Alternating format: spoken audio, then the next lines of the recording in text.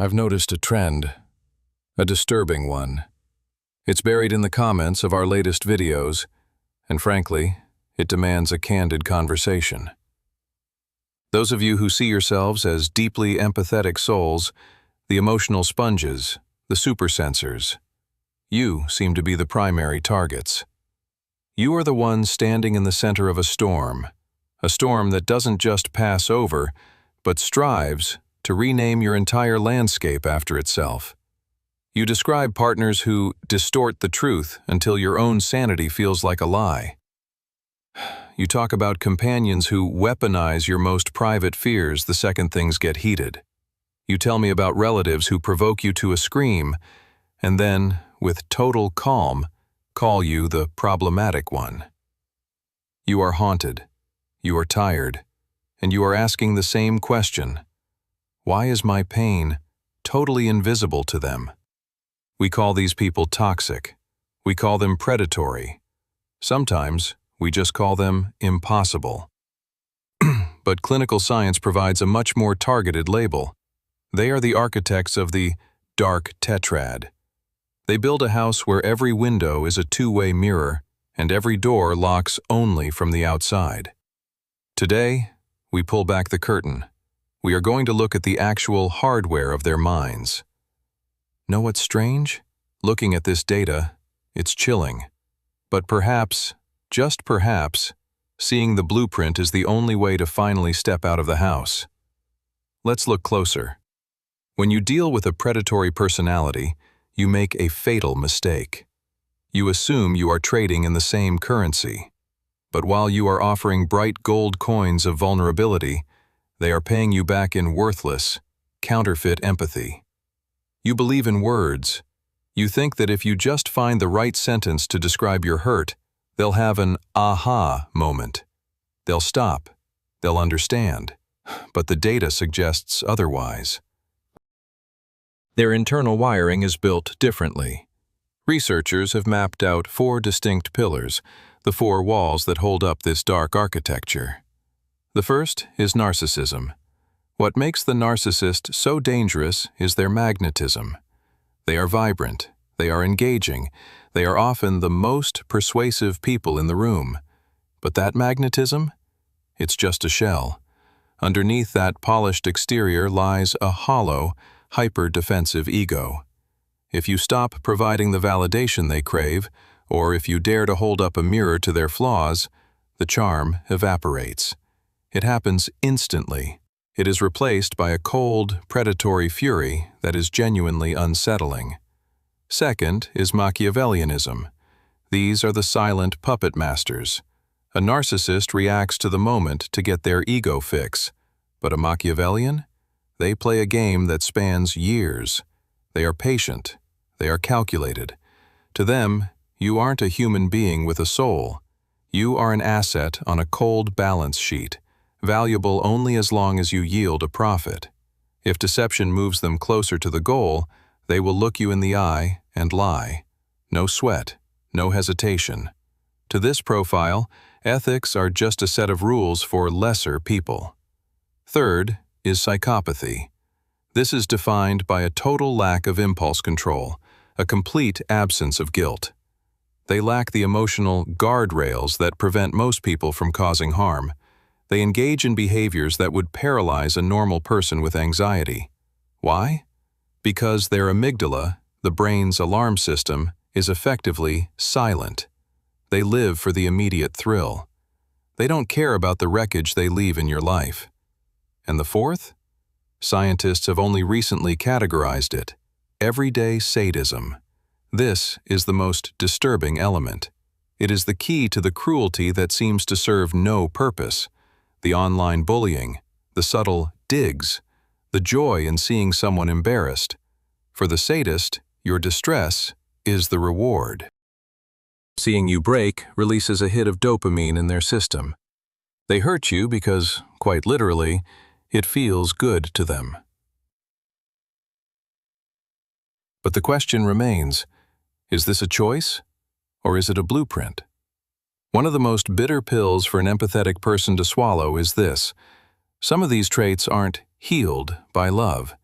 They are biological. Genetics have given us a window into this darkness. Psychopathy, for instance, is heavily rooted in biology. Estimates suggest about 70% of this trait is inherited. These people are often born with a quiet amygdala. They didn't learn to be cold. They were born as a finished puzzle, but the guilt pieces were never put in the box. Machiavellianism, conversely, is often a survival code written into the software during a chaotic childhood. They learned early that vulnerability is a death sentence. They learned that control is the only safety. This mix of genetic code and environment creates a personality that is almost entirely resistant to outside influence. Now, we have to talk about the trap. How do they know exactly where your buttons are if they don't feel anything? How can they be a monster 1 hour and a soulmate the next? It feels like they have a literal toggle in their brain. According to neuroimaging, they do. It's a phenomenon called empathy dissociation. You see, empathy isn't one thing. It's two separate circuits. Cognitive empathy is the intellectual ability to map out what someone else is thinking. It's how you read a person's intentions. Affective empathy is the heart circuit. It's the ability to actually mirror that pain in your own body. It's what makes your stomach drop when you see a child cry. Most manipulators have Olympic-level cognitive empathy. They are geniuses at reading your micro-expressions. They know your triggers better than your therapist, but they have a total blackout in affective empathy. They recognize your suffering, but they don't feel the sting of it. In fact, brain scans show that for those high in psychopathic traits, the feeling part of empathy stays in a default, off position. But here's the kicker. Empathy is a costume they put on to gain entry to your life, only to burn it once they have the keys to your vault. During the love bombing stage, they flip the switch. They mirror your light. They simulate a deep soul connection. But it's a simulation. Once they have you locked in, they flip the switch back to off. They didn't use that connection to bond with you. They used it to map your weaknesses. They weren't looking for a partner. They were scouting for a victim. This leads us to a brutal truth. They didn't pick you by accident. These personalities are like sonar. They scan for specific signatures.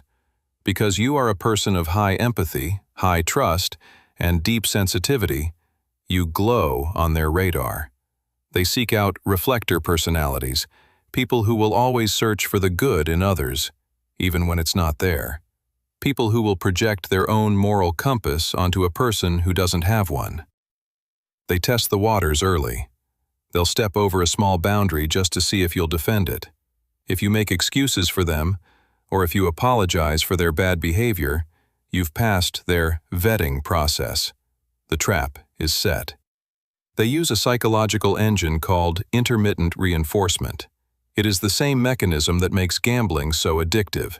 If they were terrible every single day, you'd walk away. So, they aren't. They give you just enough oxygen to keep you from passing out, only so they can watch you struggle for air again a moment later. A week of coldness, followed by one night of that intoxicating, perfect version of them. Your brain becomes a dopamine addict. You live in a state of high alert. You are constantly hitting the lever, hoping for the good version to return. This isn't a relationship. It's a biological hostage situation, a bond made of trauma. Once you're tethered, the erasure begins. Gaslighting is their primary weapon. It isn't just lying. It is perspecticide, the systematic murder of your own reality. They deny things you saw with your own eyes. They rewrite the narrative of your shared past.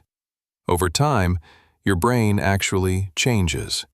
Chronic stress from this abuse shrinks the hippocampus, the part of the brain that handles memory. Meanwhile, it swells the amygdala. It keeps you in a state of constant, vibrating terror. You end up in a fog, physically unable to think clearly enough to plot a way out. After hearing this, you might feel a strange sense of jealousy. You might think, I wish I could be that detached. I wish I could just turn my heart off and win for once. It's easy to feel that way. Our culture often rewards these traits. But you have to see the invoice for that armor. If life is just a game of who dies with the most toys, then sure, they're winning. But if life is a human journey, then they are profoundly disabled.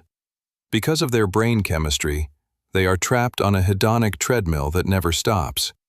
They have to hunt for bigger and bigger hits of power, or risk, or cruelty, just to feel a spark of life.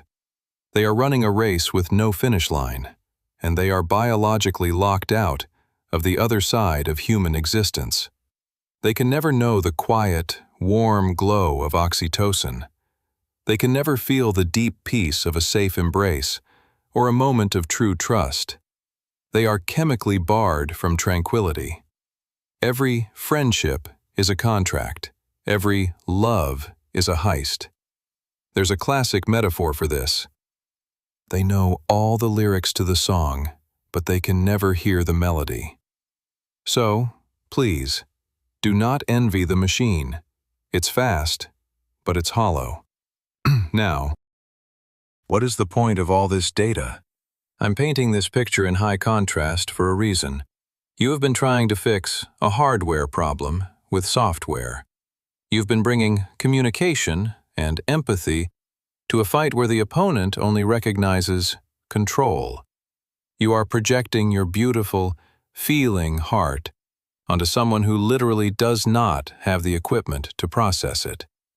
Accepting this is like realizing the cage door was never locked. You've just been waiting for permission to leave from the person who put you there.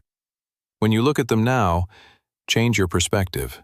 Stop looking at them with heat, with anger or longing. Anger is just another thread connecting you to them. Instead, look at them with clinical observation. When they explode, see it as a narcissistic collapse. When they deceive, recognize the Machiavellian play. When they enjoy your tears, see the sadistic dopamine spike. Understand that their actions are not a reflection of your value. It is simply the output of a machine designed to function this way. Wait.